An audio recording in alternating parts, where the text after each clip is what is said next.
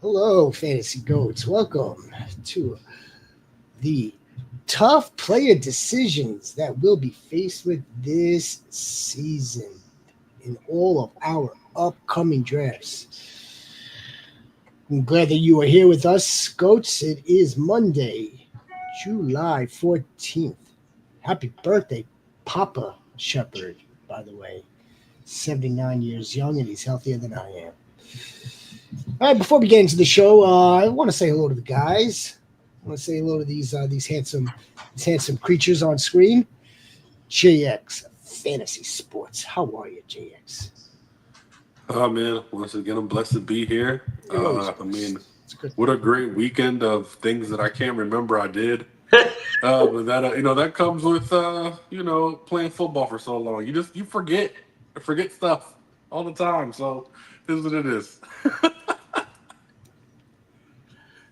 It happens. And Commissioner Rhino, happy birthday! Although it's not his birthday, but I'm yeah, not Papa Shepherd. What the hell? happy birthday, Papa Shepherd Siegel, who's turning and we even said his age to open the show. Yeah. Now that I would consider to be a disrespect. Oh, yep. No, that's just it's my father's birthday, Sniper Mel. Thank you for wishing him a happy birthday. We'll pass the message along.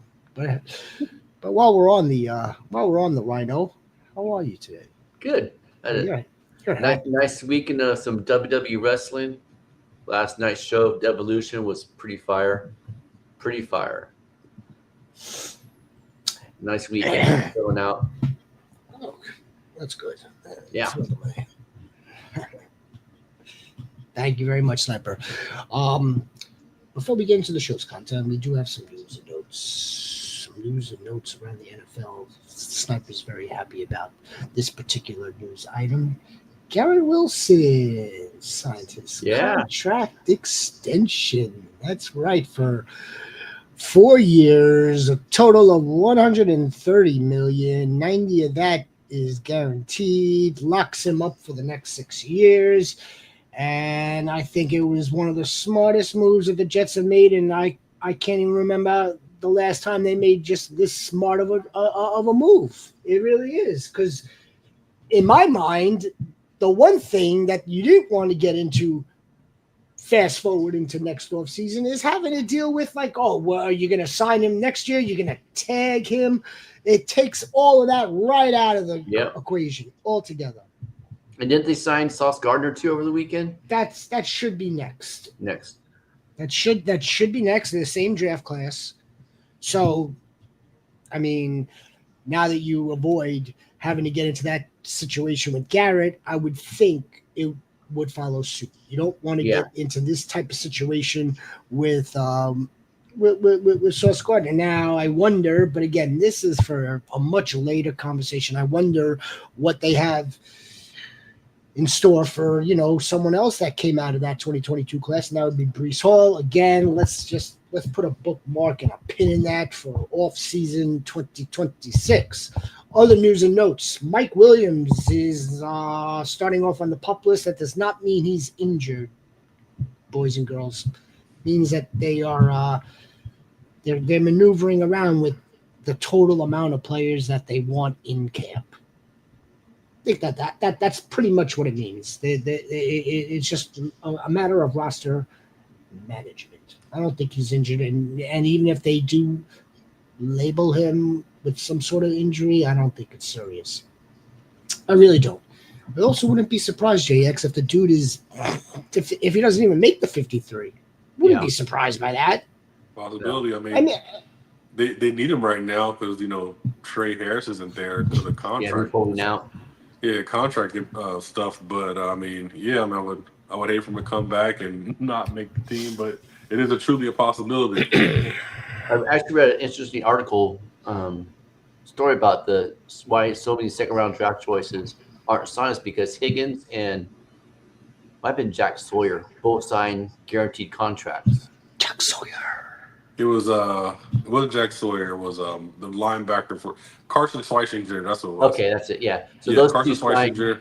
guaranteed contracts, Yeah. and now everybody's thinking, kind of holding out because they want guaranteed money too. I honestly don't see the problem with giving them guaranteed money because No. I mean, like, it's not like it's burning a hole in pockets. Jaden Higgins' contract's like 4 years, $11 million. Like, Yeah. is that is that crushing the bank? But No. you know, it's all about not starting a precedent. I think you know, so they don't want that It's precedent to start. but it was never guaranteed because you were going to make the team being that high of a draft pick. The ones that Yeah. really would be like, on the fence, or like I would think, in limbo of like really not getting a good payday, would be like the much later round draft picks, like those fifth, Yeah. sixth, the undrafted free agents that, okay, you get a check upon being drafted, but then there's absolutely no guarantee from there. A third round draft pick, you were most like a team wasn't going to. I don't know what type of precedent that would be, where like a third round pick or a fourth round pick was being released. It's not that often. So I get why they're kind of like trying to get more guarantees, but yeah, it's not like it's for the organizations. I don't see this being a big deal, but then it's a precedence. No. It's precedence. Yeah. Let's speak about another rookie real fast. The unfortunate news breaking over the weekend with somewhat conflicting reports, but then again, it doesn't seem like it's very conflicting upon more information today, and that would be regarding Quinshon Judkins, second round pick, Cleveland Browns, domestic battery. Now, I'm not here to. I'm not going to cast judgment on Quinshon Judkins. I thought, watching him, listening to him in the offseason, the preseason process, he seemed like a good dude. He seemed like he had a good head on his shoulders. Now, that's why I don't want to judge, because based on what he's being charged with, it doesn't make him a very, very good dude. Not good at all. So it's unfortunate. I think before we rush again to any type of judgments, if he really did it, if he's found guilty, yes, like again, we had a real serious situation years ago with one Ray Rice, and that one was horrible. And that's why the NFL does not take this lightly at all. But I think, again, like Rhino, didn't they on like 1 hour, it's like, okay, he's sitting in a Fort Lauderdale jail. Then there's more reports that said, well, this happened last week and now it's just coming to light, so he's been out. There's a lot of online internet bullshit. Yeah. The NFL Network obviously had a copy of this police report today. I imagine, Rhino, that, like, I guess the Browns, that's what's interesting. I imagine the Browns, his own agent are telling him not to speak. Don't shut up. Don't say anything right now. Yeah, don't say a word. But here's what's really interesting about this. He's not under contract yet. No. He's not. He is not under contract. He is not, for lack of a better word, property. He's not an employee of the Cleveland Browns. So, I mean, like, I don't know where this goes from here. I do have one share of Quinshon Judkins. What I would advise the GOATs now is to pass him. Unless you really want to buy a really good dip and have him sit there for who knows how long, if he does get suspended. I don't even know we don't know. That's why it's a really tricky situation. If we were kind of in the rookie Quinshon Judkins camp. And if you do draft him, then take a flyer on Dylan Sampson or Jerome Ford, one of those two. May not even. I don't even know if we consider that a flyer at this point. No. And believe it or not for this particular reason, but I really do believe in his talent. I have a couple of shares of Dylan Sampson. I'm just like, Same here. wow. I'm just like, wow. Like, it has been like 2 or 3 weeks ago. People were like, oh man, let me get Dylan Sampson. Let me get Dylan Sampson. I need that Quinshon Judkins insurance. But now it's like, wow, I haven't been in a position like this. So it's just crazy that Dylan Sampson could potentially be the starter for the Browns. Well, I don't know Dylan Sampson all that much. I didn't really hone in, pay that much attention to him in the pre-draft process. I probably should have. But who I do know is one Jerome Ford. I do know him, and Know when him I very well. and what I do know is I don't think even the Browns, yeah, all right, as bad of an organization as we perceive them to be, even they thought, you know what, we need to upgrade the running back room. Let's not just take one, let's take two running backs. That's how much they believe in Jerome Ford. So, Yeah. but hey, he could very well get thrust into more playing time now. That's just a situation I don't want any part of now. I'll sit with the Quinshon Judkins team because I can't do anything about that, and I'll monitor if something comes to light, right, where it's like all charges are being dropped. The young lady was coerced into doing this by another part, but it's like some lawyer shit. If that comes to light, then maybe the NFL won't go down too hard on him. If this has to get prolonged, because there is some sort of like cast of a shadow of a doubt that like he may be found somewhat guilty or may plead guilty just to get rid of this, that's going to be bad. That's just going to be bad news to start your career if you could get it started. All right, I did have Quinshon Judkins down on the sheet to talk about because his ADP is going to be dropping and it's already at 72.5. But what I do want to talk about, fellas, Wait. What about the Juwan Jennings news? that's not news. Is that news? I mean, It broke out today. That's kind of news. That's news. He wants he's only getting paid $7 million. He wants an extension or be traded. But how many years in a row now is this for somebody on the Niners that pulled this? And I think personally, I think he deserves more than $7 million. If Tutu Atwell is getting paid $10 million, Juwan Jennings should be getting at least paid $10 million. He's right. It's a good point. It's a good point. I mean, look, he's got a legitimate case to get more money for the simple fact that he's going to be playing often. Brandon Ayuk is not going to be ready for the start of the season. All signs are pointing that he's not going to be ready for the start of the season. But I mean,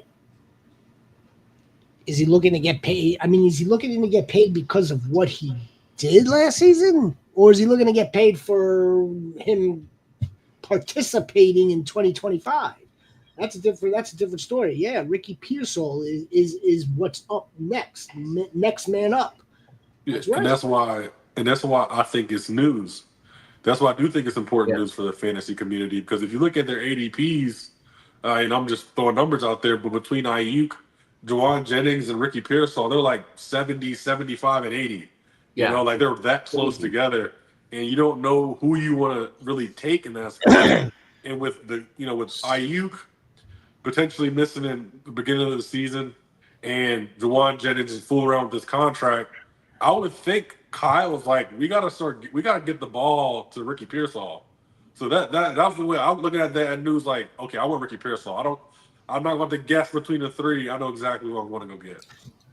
Sniper has a right. This is the dude with the safest floor with the most highest upside, as far as I'm concerned. Yeah. I'm sorry, Rhino. Were you about to say something? I know. They did. They drafted what was the kid's name? Cowling. Yeah, Jacob Cowling. Yeah, last year, and he kind of showed up a little bit towards the end of the season too. So he might be able to move in too. And also, Ayuk earlier in the offseason said that he wanted to redo his contract or be traded. He's got absolutely no None. leg to stand on. No pun intended. None. Okay?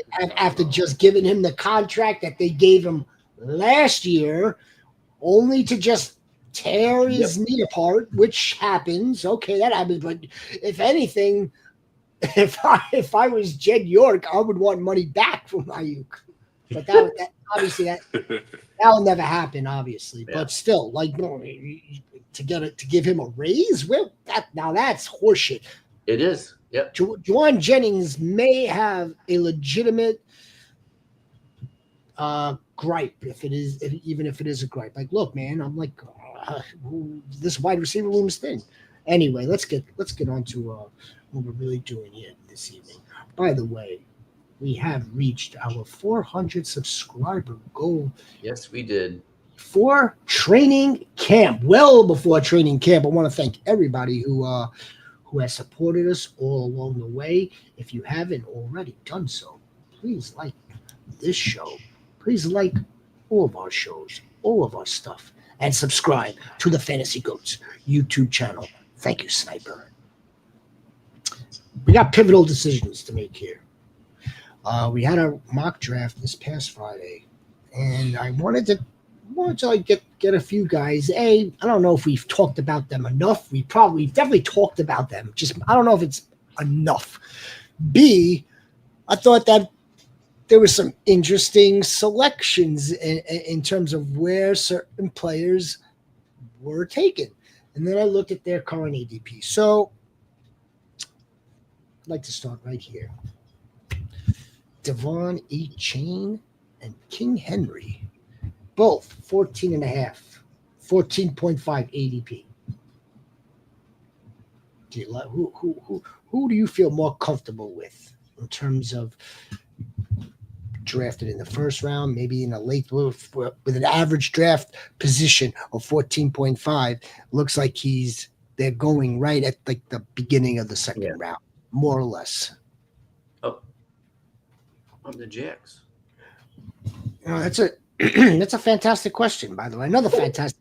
Not only did she make a great point with Ricky, but now, when are we getting the moonwalk?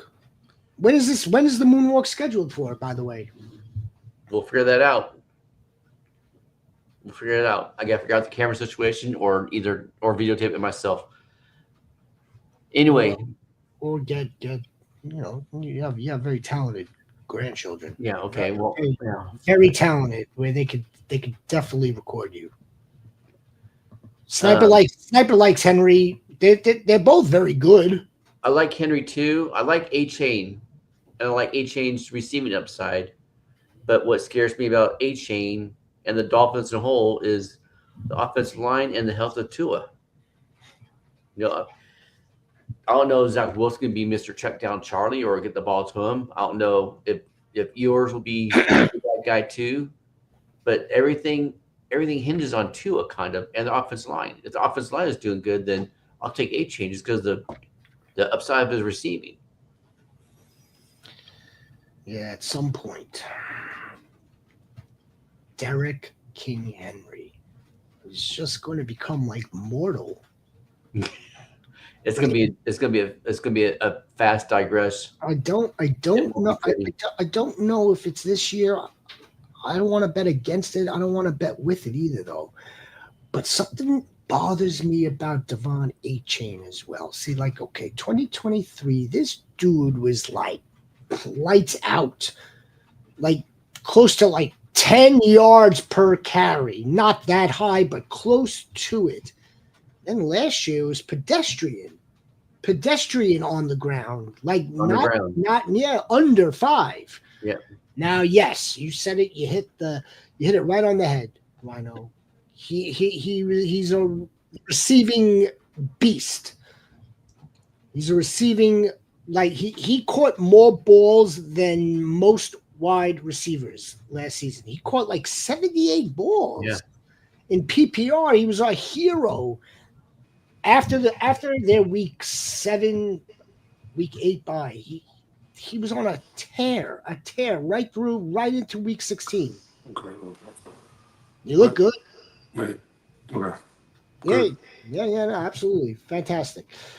So we're just debating the merits between a 31, 32-year-old android versus, a Dolphins running back who we know can hit a home run at any given time, but he's in a lousy situation. And Rhino pointed out, Tua, his quarterback. I've never seen a running back be more tied to the quarterback than I have with these two, especially from last year. Tua goes down, and Devon A-Chain absolutely went down with him. Yeah. Go ahead. No, I just wanted to highlight. So I'm really critical of Devon A-Chain pretty much all spring, but kind of looking deeper at it. I mean, he's a really creative runner that I don't think he gets enough credit for. He had the 31st win rate for offensive line, and he was 8th in yards created total.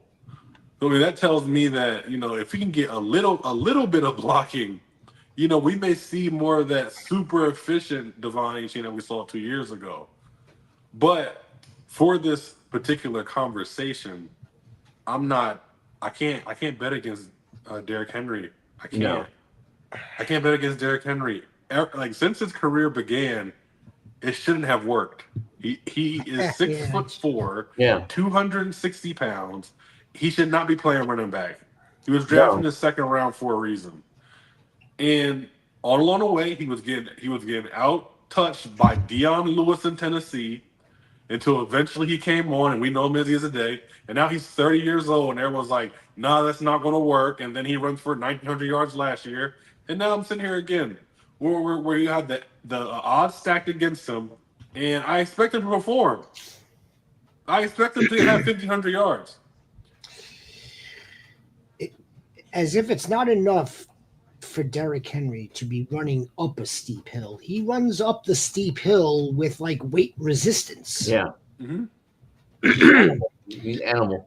At that age, which obviously for a running back is old, but not for a normal human being, but he's not very normal. He's on the better team with the better offensive line, yet Devon A-Chain is about 10 years younger. And gets us like a very coveted stat for a running back, and that's the reception. And I can with John New being out too, he's going to get probably some of those targets too. And so I could understand why the community at large, right? Everybody who's so far everyone that's lent into this ADP has it a dead even 14 and a half. So I mean, look. I don't want to bet against Derrick Henry either, but like I kind of feel like JX, I think Devon A-Chain has got like a little bit more skill that we want. I think maybe, just maybe, the Dolphins get it together with their offensive line. Maybe, just maybe, Tua could actually stay healthy for 17 games and they actually get down the field a little bit more than they did last year. A little bit more vertical passing, more chunk plays. This is a tough decision. I mean, you're splitting hairs with this decision. Yeah. I mean, it's a tough one. Yeah, I mean, I'm just not betting against Derrick Henry ever again. I don't care if he's 37. He's LeBron James with football. He's going to keep being good for as long as he's on the field.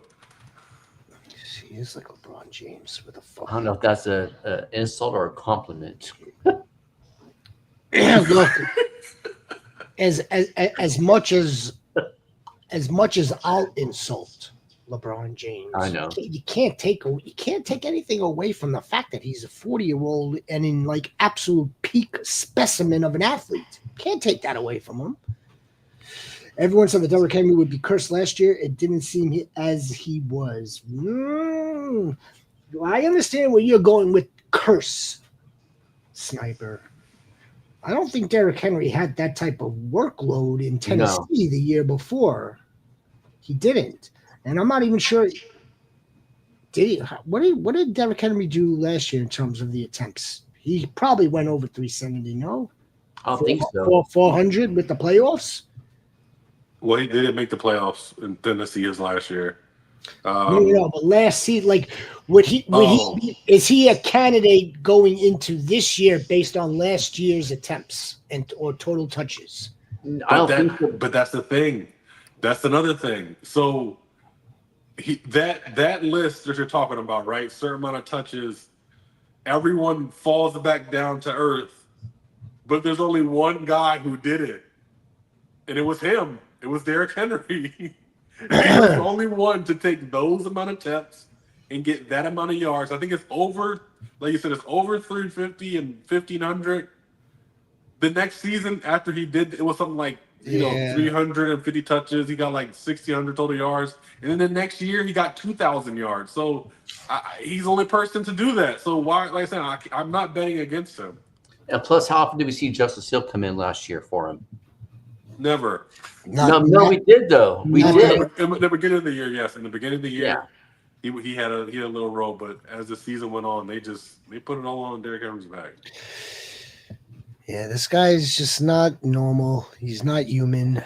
I can understand. I do. I really understand where the ADP is for him.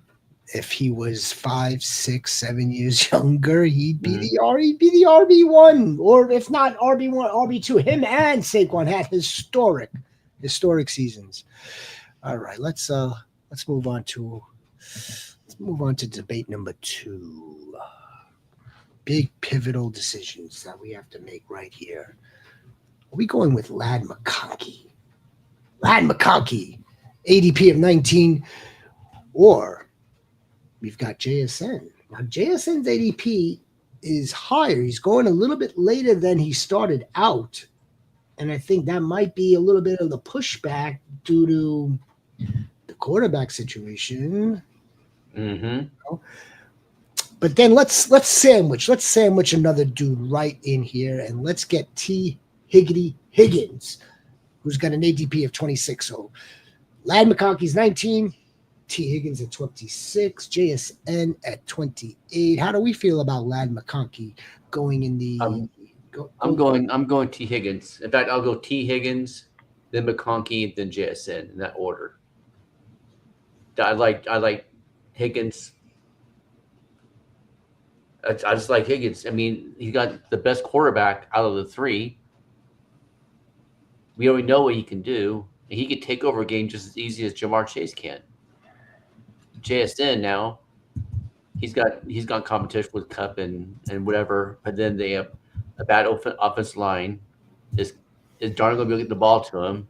And McConkey he's not the only wide receiver now. Unlike last year where all the targets pretty much went to him. So Trey Harris will eat into his target some. I am also in the same order that you have.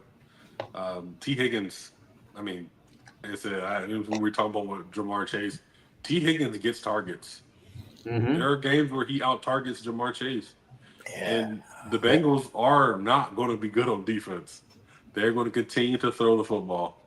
I expect T. Higgins to have a top 10 wide receiver type season. I think him getting paid is going to equal him missing less games. Yeah. I truly believe that he was sitting out games. I agree. Yeah, I think he was sitting out games to protect the product. But now that he's paid, like, he's going to be like, okay, my hamstring doesn't hurt that bad. My toe isn't that bad. Like, my shoulder's not that bad. Because I'm getting paid now. I'm not on a franchise tag anymore. So I think he's going to be more consistent with games played. And like I said, I think he's going to be really, really good. Ladd McConkey, I'm not saying that Ladd McConkey can't get any better, But just kind of looking over things, like I think that's as kind of as good as it's going to get for right now until he maybe gets ascends another year or two. And Jackson Smith and Jig, but that situation there, I don't like anything about Seattle. I don't like nothing. I don't like the quarterback. I don't like that. I don't like that. You take the guy who was number one in slot snaps last year. Jackson Smith and Jigga led the NFL in slot snaps with 701. Okay, and then you add another slot receiver to the team. So does that mean you're expecting the slot version, the older version of Cooper Kupp to play the X, or are you having the number one slot guy play the X? And I don't like that there's undefined roles there. Like I said, I don't like the quarterback. I don't like the head coach. I just don't like a lot of things about that team.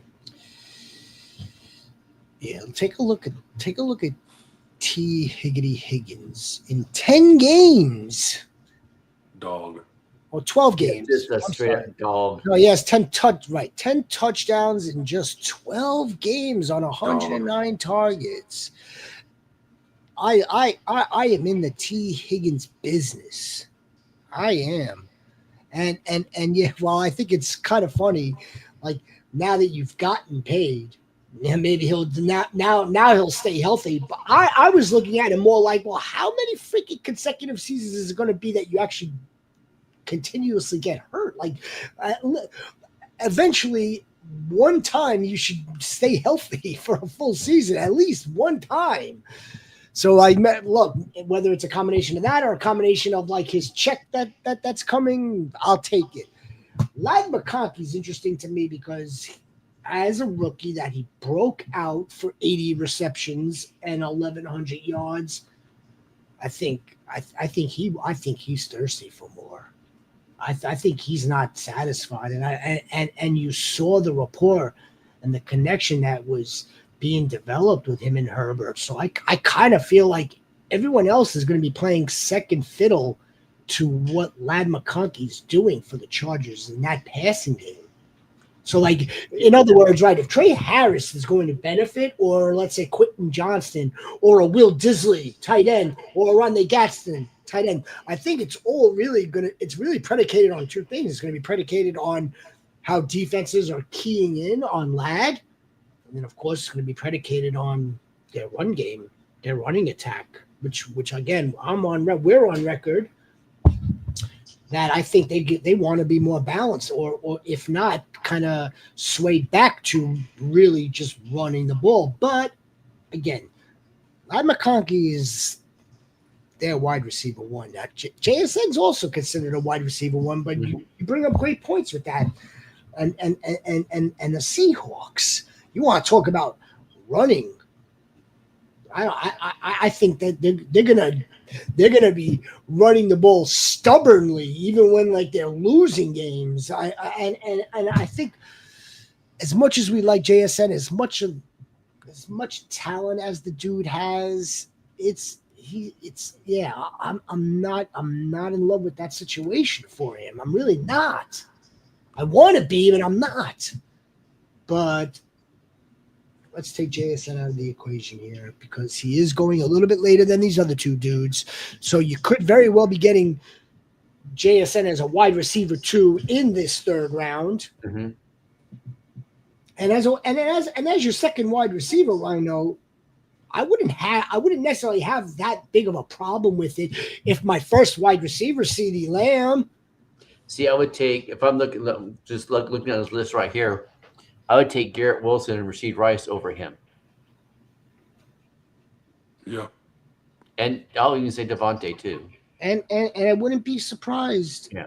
And I wouldn't be surprised if the ADP is going to continue to get adjusted. We're still only mid-July. We've got a good solid 6 weeks, Sniper, where some of these players, and I don't know if Mel's going to be drafting Labor Day weekend like us, in home leagues. But I'm willing to bet we're going to see Garrett Wilson will get corrected into like somewhere around here, somewhere around like this 22, 23, 24. let's not forget what's great about Garrett Wilson, Rhino. And I know, again, I don't want to spend too much time on Garrett Wilson. What's great about Garrett Wilson, what we were getting from Garrett Wilson in ADP was a steal, was a bargain to open up. Now that's gonna come back. It's gonna get higher again. It's gonna get back into like the second round again. All right. I'm in the T. Higgins business for all those reasons. I don't dispute anyone. By the way, he's got some of the best hands in the game. Yeah. Says the best hands. Any other team, he'd be wide receiver 1, hands down. Well, not any other, but most other teams, he'd be wide receiver 1. Have you heard me tell my T. Higgins story, JX? Where I'm like, holy shit! 2 seasons ago, he had to come out of the end zone. He's up against the boundary to get the ball. Now he's like fading out of bounds. He had to switch hands. Yeah, I know. Yeah. You know which play I'm talking about. He had to switch. He had to get his hand. He had to get the ball into the hand to get it over the pylon. Yep. Incredible. Yeah, that's when I was like, holy shit. Yeah. He's got it. All right. Let's go to one of Rhino's favorites, NJX's favorites. And then I've got one of my favorites. I've got Breece Hall at 33. Kyron Williams is coming in a half a spot earlier at 32 and a half. Bah. Bah. All right, so obviously, I'm Team Breece, and obviously these two handsome gentlemen are Team Kyron. I'm going to make the case for Kyron. I'm going to make the case. No, not at all. I do have something to say about Kyron, but no, I'll take I'll draft Breece. Another customer, by the way. As much of a goat of goats, coming. As much of a goat of goats that this man is, and he's my boss. It's another customer also that wants to know when we're seeing the moonwalk. It'll happen. It'll happen this week. I already took out the health insurance, so it's happening. I saw something that popped up on my screen on my phone, but I didn't see the post. But no, I like Breece Hall just because of receiving upside. But we could talk Kyron, but I got some words about that too. Though I'll just hold off on that. You're on the clock. Okay, it is the third round. You already have 2 wide receivers. Mm-hmm. Go ahead, make the pick. Hand in the card. Who is it? So what's the timer on the sleeper clock? 30 seconds.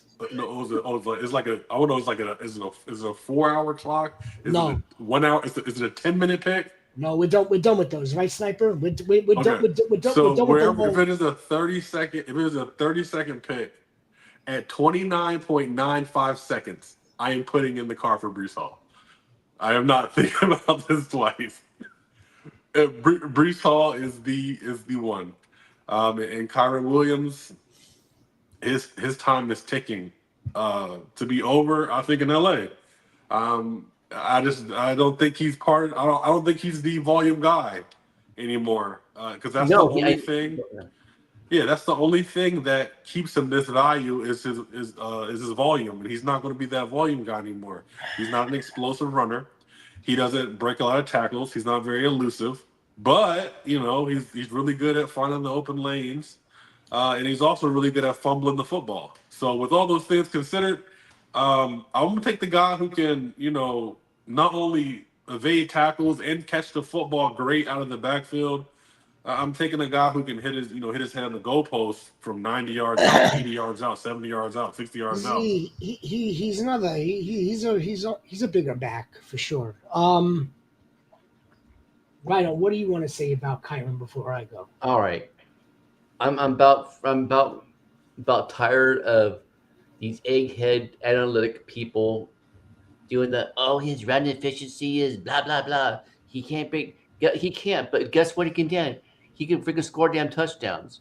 He was top 10 in rushing and top 10 in touchdown score. He is not a volume running back. He was never meant to be the volume running back. But what he has done is carry the damn team on his damn back. But people are setting him out like yesterday's trash. It's irritating, man. To me, these people with analytics and their thoughts, I understand it, but sometimes they could take their analytics, push it sideways, and stick them up their candy asses. Yeah, so that was going to be my main argument for Kyren.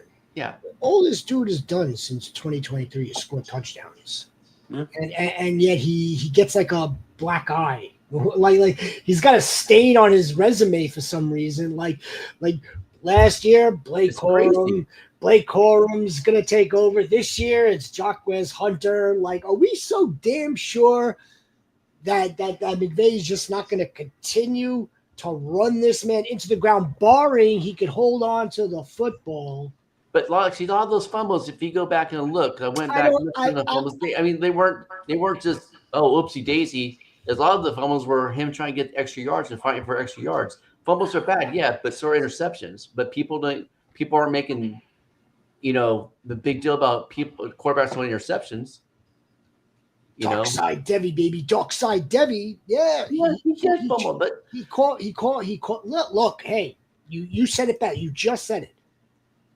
Fumbles are bad. Yeah. Picks are bad too. These are bad things. You want to concentrate on a freaking fumble when you don't want to lose the turnover battle. Let's just put it. No, you don't. No, you don't. I'm not saying that the fumbles are good, but if he's trying to get a first down and in a pack of defenders and the peanut punch, there's nothing you can do about that. That's what I'm saying. There's fumbles that are just the ball's holding loosely, and they just kind of look at it, tap it. And those are bad. All fumbles are bad, but if the guy's running hard and has the ball tucked in and the defensive player makes a good play, what can you do about that? So and that's why it kind of goes with his draft position. Like, I don't know, maybe this is kind of skew conversation being a Rams fan, because he has broke my heart so many times last year that I'm mentally kind of like over Kyren, right? So I don't really believe in him moving forward. But take that all out. Okay, take all my bias out. Would you want to draft someone that high who is potentially a ticking time bomb? Because if he fumbles one time, whether it's a peanut punch or whether it's not going to matter. Well, he's going to be a Sean McVay's doghouse if he fumbles one time. Yeah. And he's done work in the offseason.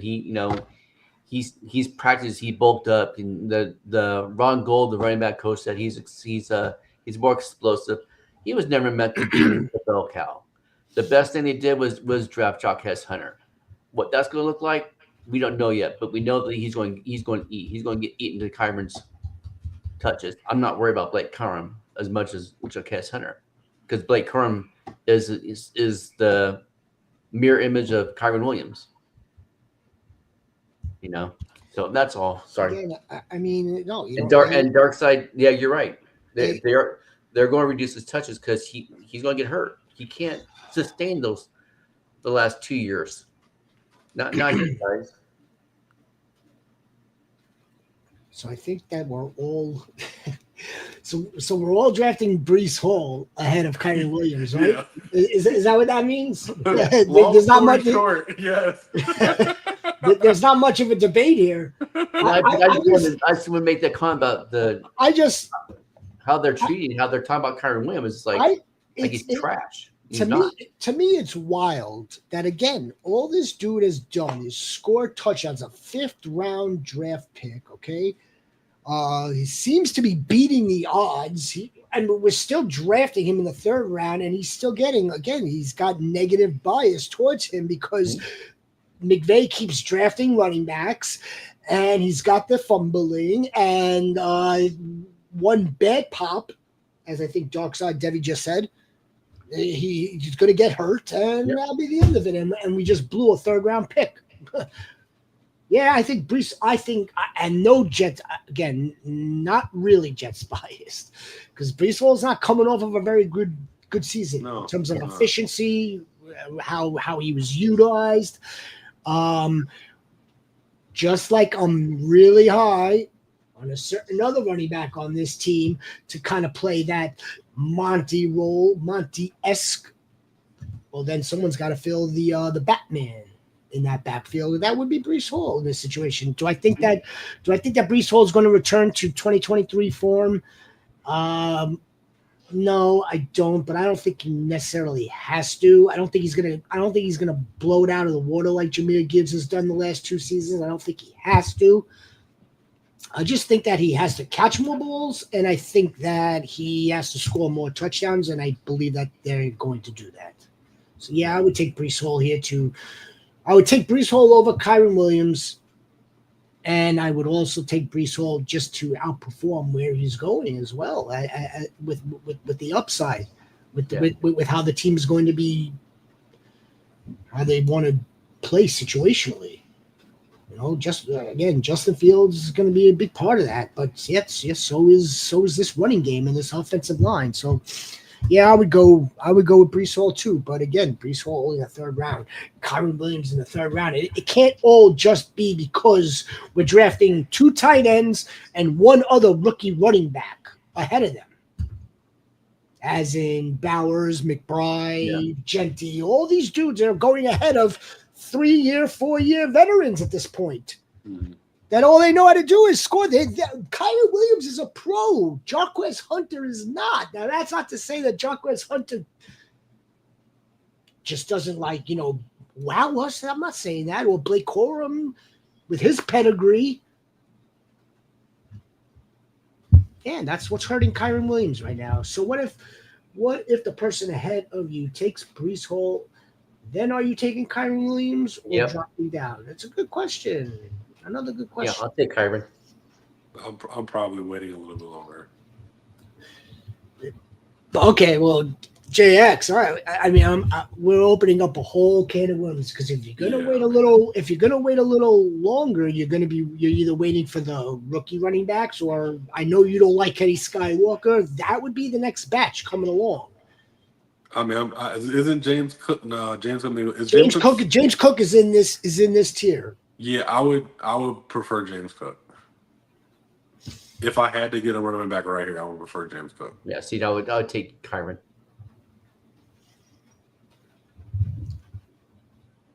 It would depend on how I've already established my first 2 picks. Yeah, it absolutely would. Would I want Kyron as if Brees is off the board and I'm 2 spots next and Brees Hall just went? What am I doing? Would I want James Cook as my RB1? No, I wouldn't. No, at that point I'm probably going to punt. What if you went running back? Would you take Kyron Williams then as your third running back? No. No, I'd be way too anxious not having a receiver. Oh no, I wouldn't. I have not built any teams or rosters like that. Not that they don't work. I'm sure that they do, but no, I wouldn't do it. I'm Marion Hampton over Kyron. I'm with Dark Side Dev too. I was just looking at the ADPs and that's kind of ballsy though. I mean, I just, like I said, it's not fair for me to really analyze this because, like I said, it's personal for me. I blame him for maybe not making the Super Bowl. I blame him for fumbling so much. It's like I can't forget how much he fumbles. And all it's gonna take is one fumble. I guarantee if he fumbles one time, we lose all the volume that Kyron gives us. Brother, man, let it go, let it go, let it go. That was last year. That's the other part of the equation, right? So, okay, let's say that he does fumble. Let's say it's not even his fault. Let's say they do give a run they give a go to Blake Corum or Jacquez Hunter. I don't really see one of those two kind of like just like taking over lead feature running back details. If Kyron has an issue, I kind of feel like we would see more of like the platoon, more of an running back by committee, and that's gonna suck too. That's Yeah, gonna I mean, that's I'm gonna hurt. not saying that wouldn't suck, but I mean, I believe Kyron has taken close to when he's healthy, he's taking close to 89% of the carries. If he goes down to yeah, 60, 40 75. yeah, 60% or 50%, that he does not give you the value of the third round pick you picked on him. You know, I What if rather he bet runs for on like Omari 600 and yards Hampton. and still scores a touchdown? Ay, all right. This could be its own show. Kyron Williams. It really could. And there's two sides to the coin. There's There's one camp is going to continue to ride him in his going into his third season, where all he's done is score and produce, and then there's the other camp that's just pushing back on it, like what That's what we're illustrating, what we're illustrating right now. Let's do like rapid fires, like draft or pass, All right, smash or pass. DJ Moore. pass. pass. I would pass too. I would, but in a teaser for tomorrow's episode, caution. We caution on players that we like. What if Rome Odunze does not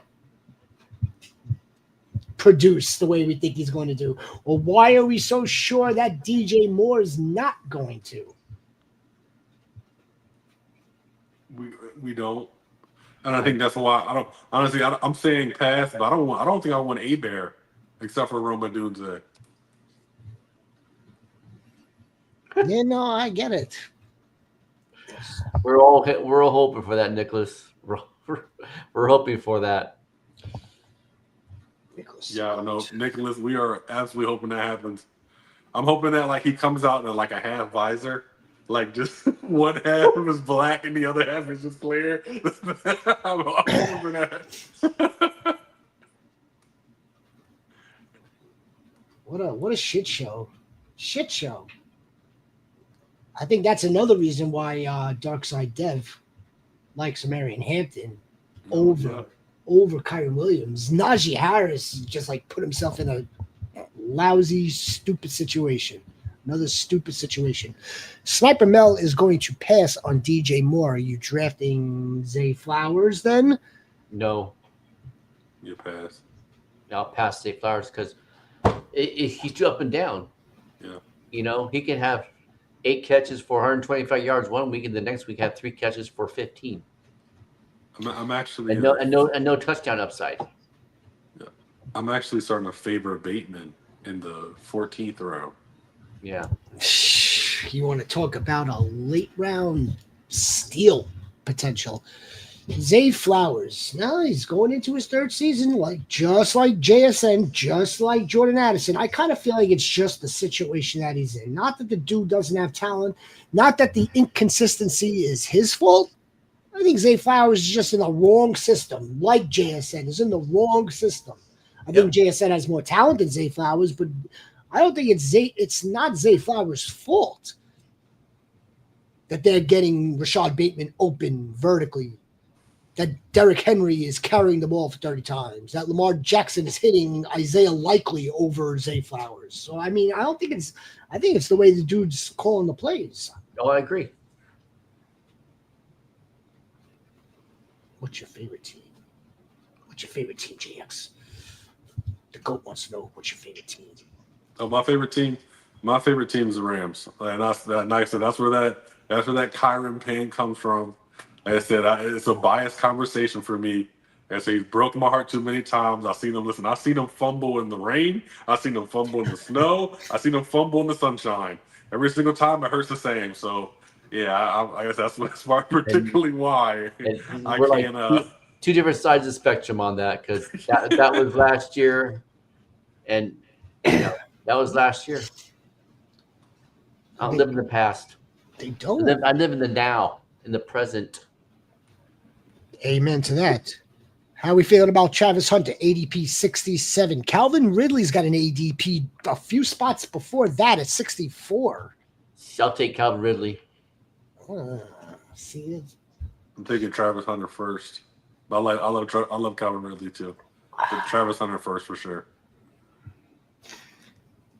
if I like Cam Ward, why don't I like Calvin Ridley? It's the oddest situation that I have to reconcile myself because I don't like Calvin Ridley. I don't think that it was all just Trevor Lawrence's fault. I don't think that it was all just the other court. What's his name? Mayo's. Yeah, I don't. I actually think that part of it is Calvin Ridley, the receiver. Yeah, but who was it? You or AB that brought the air yards? Oh, I brought that up. Calvin Ridley, unrecognized air yards was close to number one. Average separation was like close number one. Had more big time plays than Jamar Chase last year, even though his quarterbacks were Mason Rudolph and Will Levis. I mean, all of it's there, but Zeke has a point. I mean, it can't just all be on the quarterbacks. No. But like I said, at the same time, though, Ridley should have a way better year than what he had because he's definitely getting paid like the receiver he could be. And I just don't know what Travis Hunter is going to look like, in the offense and how much he's going to play and stuff too. So, Ridley's wide receiver one. We know that. How? Why do we know? Why are we going to assume that? Because he's got the most experience on the team? Yeah. That's part of my problem where I need to reconcile this. Just because he's got the most experience and he's had a year or two of brilliance with, I think, Matt Ryan, that's how long it's been. The dude's really just a 1,000-yard receiver and 70, 80 balls. He hasn't really done anything.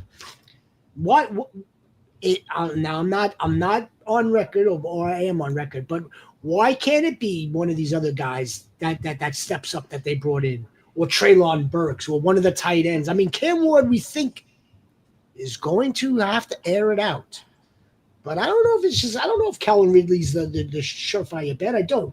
What about you? I trust that bet more than I trust Travis Hunter bet. Nicholas Goat, what do you think? I know you're over Ridley, but I mean, like, if we think Cam Ward is gonna be pretty decent, if not good, he's gonna throw for like at least 38 to 4,000.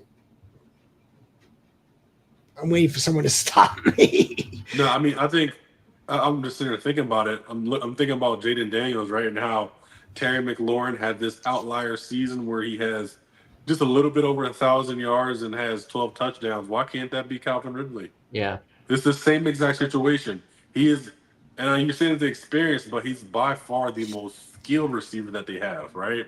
And they just have a bunch of guys, a bunch of young guys and a bunch of guys. So, yeah, let's spread the ball around to everybody, but why isn't Calvin Ridley getting 13 touchdowns, 1,100 receiving yards, and being the wide receiver 7 like McLaurin was last year? Yeah. Do you see those numbers for Travis Hunter? I know I see big numbers for Travis Hunter. So see, no, yes, I don't know because I don't know what's going to look. I mean, a lot will tell with preseason how that looks and stuff too. But if he wasn't a two-way player, I'd probably be more on that side. But how much offense is actually going to play and how much defense is going to play? So you bring up a great point, right? Like, do you see that for Travis Hunter? The same numbers, and like I kind of do. So, but like, who's got more upside out of the two at that point? If we think that they're gonna come in just about evenly, their ADPs are just about evenly. Who has more potential See, to me, really does because he has had Brian Thomas Jr. on the other side catching the balls too. So this is where I think it helps Travis Hunter in this case. So I've already been talking about how with Liam Cohen, if you're the slot wide receiver, you could potentially have a record breaking season, right? So we've seen with Cooper Kupp, we've seen with Chris Godwin, we've seen with Wan'Dale Robinson in college, we've seen it already. So Travis Hunter in the slot has that potential to have a crazy season. And also, I don't think people realize that with Trevor Lawrence, he did not target Brian Thomas Jr. It was Mac Jones. Yep. It was Mac Jones. So I don't know if that connection is actually there. And who did Trevor Lawrence love throwing to? Christian Kirk. And who's gonna be playing Christian Kirk's spot? Travis Hunter. Brian Thomas Jr. wasn't Brian Thomas Jr. until Trevor Lawrence missed games. Yeah, so I just don't know if that connection's going to be there. Who knows? I mean, it should be. It should be if Trevor wants to stay there, but who knows if it is or not. All right. We're going to close out with one more. We spoke about him at the top of the show. It's an unfortunate situation. I think we're going to see him just fall off the cliff in terms of ADP now. And that's Quinshon Judkins, 72.5. Are you going to buy the dip on him now, or are you just going to you know what? I'll go draft Tajay Spears. I'll go draft someone else. I'll that spot. All right. I'll draft the quarterback on my first tight end sometimes. You're not going to draft Judkins. No. Time will tell. Just watching I would draft him. I would absolutely draft him, but time will tell. Because as of today, he's a 16th round pick. You know, tomorrow he could, like I said, I'm not saying he's going to go away, but this could all be going away in a legal process, and he's back to the same age he had before. So he has to be drafted in some capacity.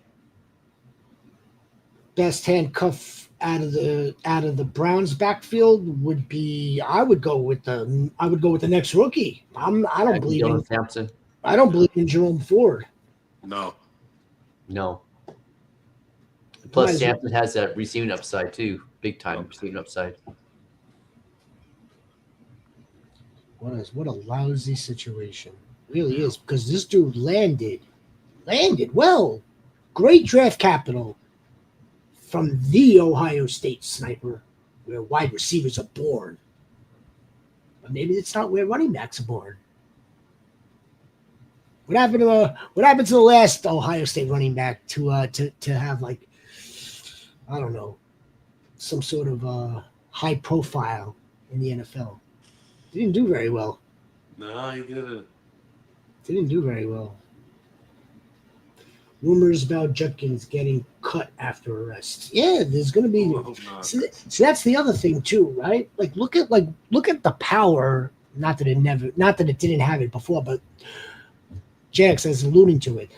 If news broke, like in an hour from now, that all charges are dropped, blah blah. You know, it's not like the talent gets zapped back into him. The talent is there, but the weight of this issue, the gravity of this problem is serious. It's unfortunate. It really is. Tomorrow night, 6 p.m., folks. Please join Rick Brucelis, who is hosting one Austin Eckler, whose ADP is in the 100s, but that's besides the point. Austin Eckler is... Yes, sir. Maurice Claret. Yes, sir. Yeah, Maurice Claret. Yeah, absolutely. That's exactly who I was thinking of. I was just waiting for somebody else to say it. But Nicholas... I couldn't remember the name. Nicholas Goat. That's why you're the GOAT. Cool. Austin Eckler, Commanders running back, who's hosting a bunch of hosting a bunch of charity fantasy football leagues where I guess your entry fee goes to the charities. pretty pricey too. You looked at it? Yeah, I looked into it. Yeah, How much? for Geno Smith's league, it was $500 buy-in. Does he have one? It's all in the same Same amount? same umbrella. Yeah. But there's a bunch of pros, right? Yep. So $500 and it all goes to charity. Right? I mean, and some prizes too. Some prizes. Yeah.